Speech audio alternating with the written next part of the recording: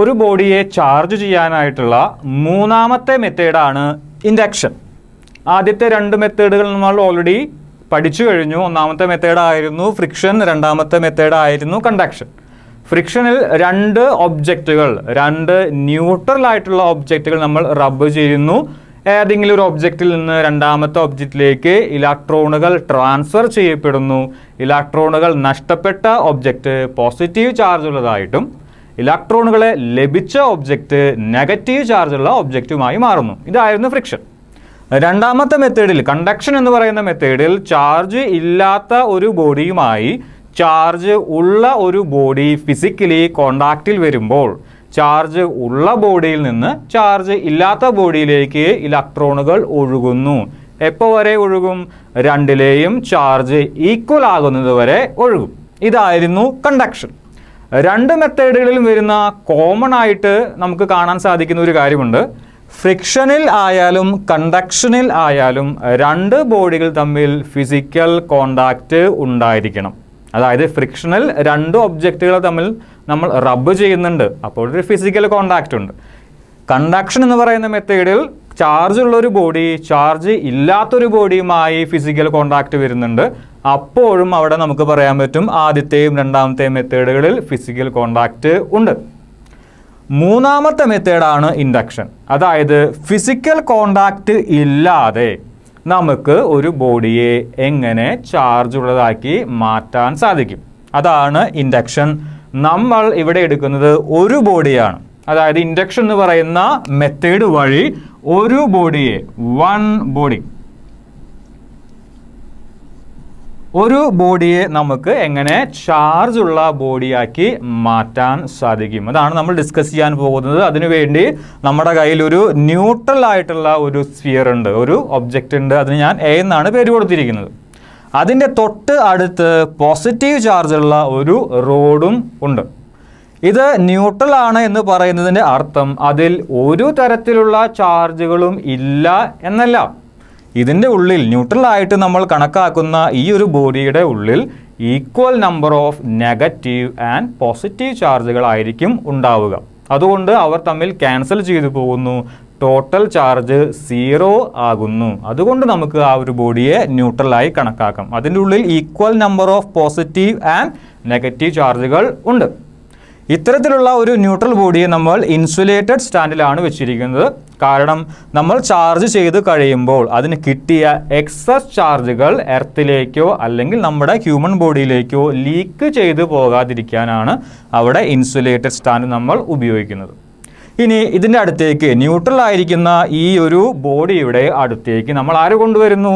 ഒരു പോസിറ്റീവ് ചാർജുള്ള റോഡിനെ കൊണ്ടുവരുന്നു. ശ്രദ്ധിക്കണം, ഇവർ തമ്മിൽ ഒരു ഫിസിക്കൽ കോണ്ടാക്റ്റ് ഉണ്ടാകാനായി പാടില്ല. ഫിസിക്കൽ കോണ്ടാക്റ്റ് ഉണ്ടായി കഴിഞ്ഞാൽ വീണ്ടും നമ്മുടെ പഴയ മെത്തേഡിലേക്ക് തിരിച്ചു പോകും. കണ്ടക്ഷൻ എന്ന് പറയുന്ന മെത്തേഡിലേക്ക് നമ്മൾ തിരിച്ചു പോകേണ്ടി വരും. നമ്മൾ എന്ത് ചെയ്യുന്നു? ഫിസിക്കൽ കോണ്ടാക്റ്റ് ഇല്ലാതെ തന്നെ ന്യൂട്രൽ ആയിരിക്കുന്ന ബോഡിയുടെ അടുത്തേക്ക് മാത്രമാണ് ഈ ഒരു പോസിറ്റീവ് ചാർജുള്ള റോഡിനെ കൊണ്ടുവരുന്നത്. കൊണ്ടുവന്നു കഴിഞ്ഞാൽ എന്ത് സംഭവിക്കും?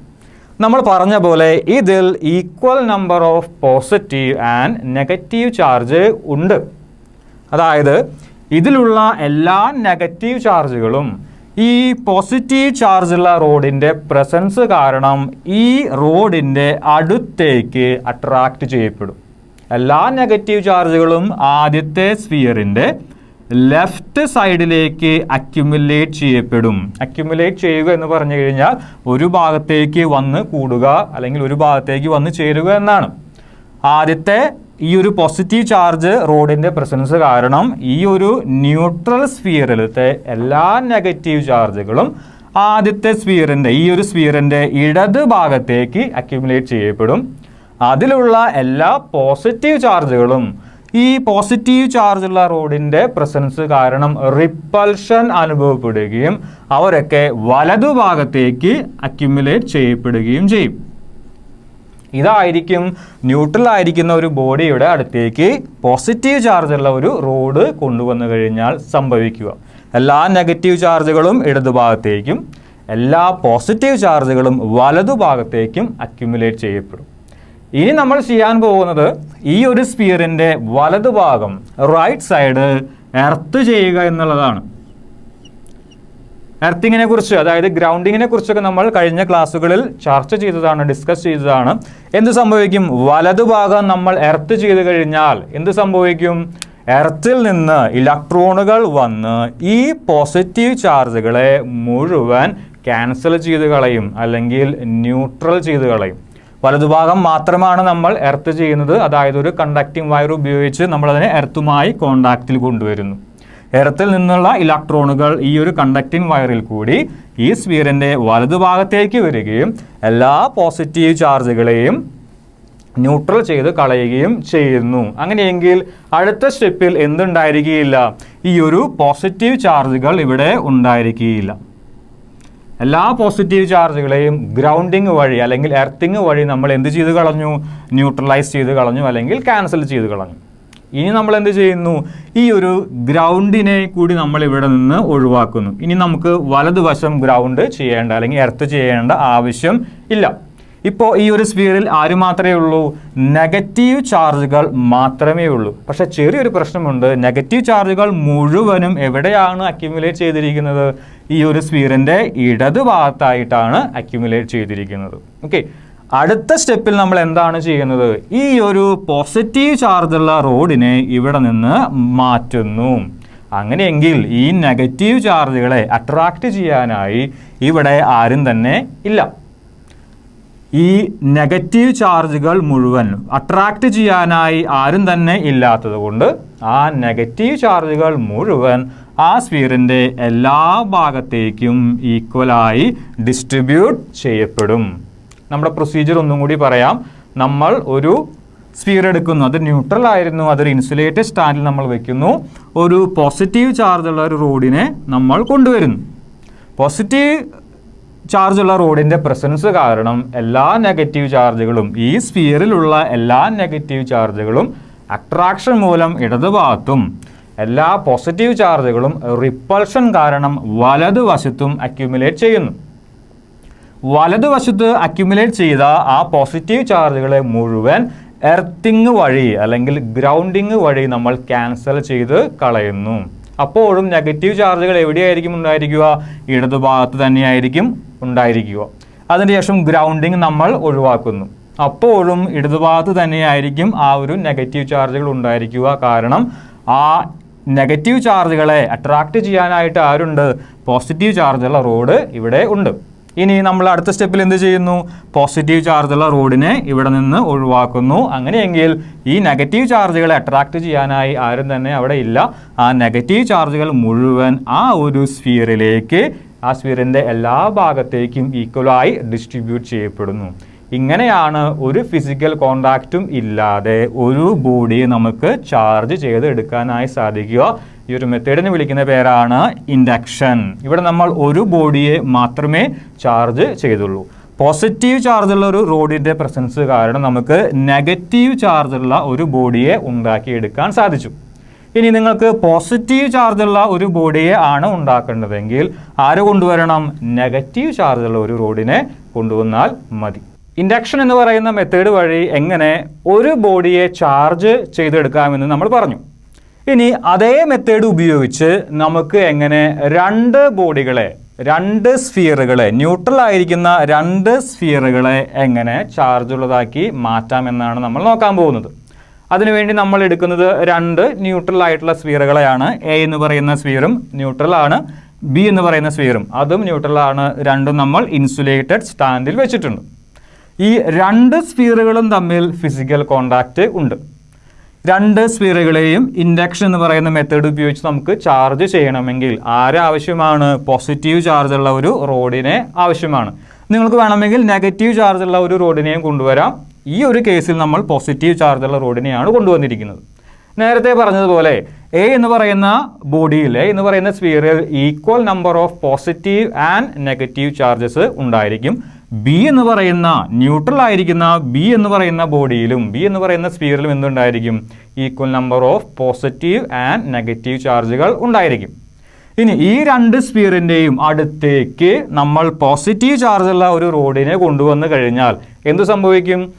രണ്ട് സ്ഫിയറിലെയും എല്ലാ നെഗറ്റീവ് ചാർജുകളും ഈ പോസിറ്റീവ് ചാർജുള്ള റോഡിൻ്റെ അട്രാക്ഷൻ കാരണം ആദ്യത്തെ സ്ഫിയറിൻ്റെ ഇടതുഭാഗത്ത് അക്യുമുലേറ്റ് ചെയ്യും.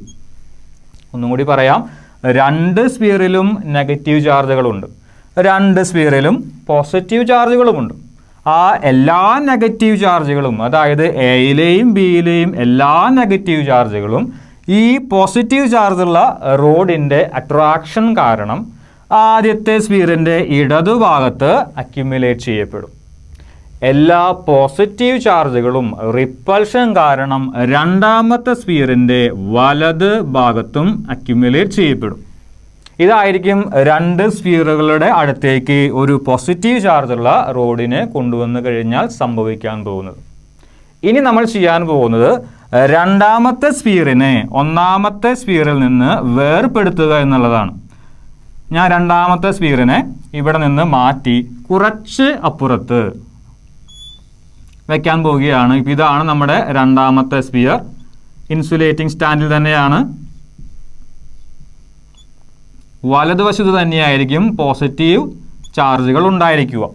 കാരണം ഈ ഒരു പോസിറ്റീവ് ചാർജഡ് റോഡിൻ്റെ പ്രസൻസ് ആദ്യത്തെ സ്ഫിയറിലും രണ്ടാമത്തെ സ്ഫിയറിലുമുണ്ട്. ഇവർ തമ്മിലുള്ള ഡിസ്റ്റൻസ് വളരെയധികം കുറവാണ്. അതുകൊണ്ട് തന്നെ നെഗറ്റീവ് ചാർജുകൾ മുഴുവൻ ആദ്യത്തെ സ്ഫിയറിൻ്റെ ഇടതുഭാഗത്തും പോസിറ്റീവ് ചാർജുകൾ മുഴുവൻ രണ്ടാമത്തെ സ്ഫിയറിൻ്റെ വലതുഭാഗത്തും തന്നെയായിരിക്കും ഉണ്ടാവുക. അടുത്ത സ്റ്റെപ്പിൽ നമ്മൾ ചെയ്യാൻ പോകുന്ന കാര്യം ഈ പോസിറ്റീവ് ചാർജുള്ള റോഡിനെ ഇവിടെ നിന്ന് മാറ്റുക എന്നുള്ളതാണ്. അങ്ങനെയെങ്കിൽ ഈ നെഗറ്റീവ് ചാർജുകളെ അട്രാക്റ്റ് ചെയ്യാൻ ഇവിടെ ഒരു പോസിറ്റീവ് ചാർജുള്ള റോഡ് ഇല്ല. ഈ പോസിറ്റീവ് ചാർജുകളെ റിപ്പൽ ചെയ്യാനായിട്ട് ഇവിടെ പോസിറ്റീവ് ചാർജുള്ള റോഡ് ഇല്ല. അങ്ങനെയെങ്കിൽ എന്ത് സംഭവിക്കും? ഈ 2 സ്ഫിയറുകളും തമ്മിൽ എന്ത് സംഭവിക്കും? ഈ നെഗറ്റീവ് ചാർജുകൾ മുഴുവൻ ഈ പോസിറ്റീവ് ചാർജുകളെ അട്രാക്റ്റ് ചെയ്യും. തിരിച്ചും പറയാം, പോസിറ്റീവ് ചാർജുകൾ മുഴുവൻ ഈ നെഗറ്റീവ് ചാർജുകളെയും അട്രാക്റ്റ് ചെയ്യും. അങ്ങനെയെങ്കിൽ നെഗറ്റീവ് ചാർജുകൾ മുഴുവൻ ആദ്യത്തെ സ്ഫിയറിൻ്റെ വലതുവശത്തും രണ്ടാമത്തെ സ്ഫിയറിലുള്ള പോസിറ്റീവ് ചാർജുകൾ മുഴുവൻ രണ്ടാമത്തെ സ്ഫിയറിൻ്റെ ഇടതുഭാഗത്തുമായി അക്യുമുലേറ്റ് ചെയ്യപ്പെടും. ഇവർ തമ്മിൽ അട്രാക്റ്റ് ചെയ്യപ്പെടും. വീണ്ടും നമ്മൾ ഇവർ തമ്മിൽ ഒരു ഫിസിക്കൽ കോണ്ടാക്റ്റിൽ വരുത്തി കഴിഞ്ഞാൽ ആ ചാർജുകൾ ന്യൂട്രലൈസ് ചെയ്തു പോകും. അങ്ങനെ ചെയ്യരുത്. അടുത്ത സ്റ്റെപ്പിൽ നമ്മൾ ചെയ്യാൻ പോകുന്നത് ആദ്യത്തെ സ്ഫിയറും രണ്ടാമത്തെ സ്ഫിയറും ഇൻ്ററാക്ട് ചെയ്യാൻ കഴിയാത്ത വിധത്തിൽ വലിയൊരു ഡിസ്റ്റൻസ് ക്രിയേറ്റ് ചെയ്യുക എന്നുള്ളതാണ്. അതായത് 2 സ്ഫിയറുകളും തമ്മിൽ എന്ത് ചെയ്യാൻ പാടില്ല? ഇൻ്ററാക്ട് ചെയ്യാനായിട്ട് സാധിക്കില്ല. പരമാവധി ഡിസ്റ്റൻസിലേക്ക് നമ്മൾ കൊണ്ടുവരുന്നു. അതായത് ആദ്യത്തെ സ്ഫിയറിനെ രണ്ടാമത്തെ സ്ഫിയറിൻ്റെ ആ ഒരു പരിധിയിൽ നിന്ന് നമ്മൾ മാറ്റുന്നു. ഇതാണ് ഇപ്പോൾ നമ്മുടെ ആദ്യത്തെ സ്ഫിയർ. ഇവർ തമ്മിലുള്ള ഡിസ്റ്റൻസ്, അതായത് ആദ്യത്തെ സ്ഫിയറും രണ്ടാമത്തെ സ്ഫിയറും തമ്മിലുള്ള ഡിസ്റ്റൻസ് വളരെയധികം കൂടുതലാണ്. ഇവർ തമ്മിൽ കാര്യമായിട്ടുള്ള ഇൻ്ററാക്ഷൻസ് ഒന്നും തന്നെ ഇല്ല. അതായത് നെഗറ്റീവ് ചാർജുകളെ ഈ പോസിറ്റീവ് ചാർജുകൾക്ക് അട്രാക്റ്റ് ചെയ്യാനായി സാധിക്കില്ല. അങ്ങനെയെങ്കിൽ ആ ആദ്യത്തെ ബോഡിയിൽ വലതുവശത്തുണ്ടായിരുന്ന എല്ലാ നെഗറ്റീവ് ചാർജുകളും ഇൻട്രാക്ഷൻ ഇല്ലാത്തതുകൊണ്ട് ആദ്യത്തെ സ്ഫിയറിൻ്റെ എല്ലാ ഭാഗത്തേക്കും ഈക്വലായി ഡിസ്ട്രിബ്യൂട്ട് ചെയ്തു പോകും. രണ്ടാമത്തെ സ്ഫിയറിലുണ്ടായിരുന്ന എല്ലാ പോസിറ്റീവ് ചാർജുകളും അവിടെ പ്രത്യേകിച്ചൊരു ഇൻട്രാക്ഷൻ ഇല്ലാത്തതുകൊണ്ട് രണ്ടാമത്തെ സ്ഫിയറിൻ്റെ എല്ലാ ഭാഗത്തേക്കും ഈക്വലായി ഡിസ്ട്രിബ്യൂട്ട് ചെയ്യപ്പെടും. അതായത് ഒരു പോസിറ്റീവ് ചാർജുള്ള റോഡ് ഉപയോഗിച്ച് നമ്മൾ നെഗറ്റീവ് ചാർജുള്ള ഒരു സ്ഫിയറിനെയും ഉണ്ടാക്കിയെടുത്തു, പോസിറ്റീവ് ചാർജുള്ള വേറൊരു സ്ഫിയറിനെയും ഉണ്ടാക്കിയെടുത്തു. മെത്തേഡ് സെയിം തന്നെയാണ്. ഇൻഡക്ഷൻ എന്ന് പറയുന്ന മെത്തേഡ് തന്നെയാണ് നമ്മളോട് ഉപയോഗിച്ചത്. പക്ഷേ 2 ബോഡികളെ നമുക്ക് ചാർജ് ചെയ്ത് എടുക്കാനായി സാധിച്ചു. അതുകൊണ്ടാണ് നമ്മൾ ഹെഡിങ് ആയിട്ട് എഴുതിയിരിക്കുന്നത് 2 ബോഡീസ് എന്ന് എഴുതിയിരിക്കുന്നത്.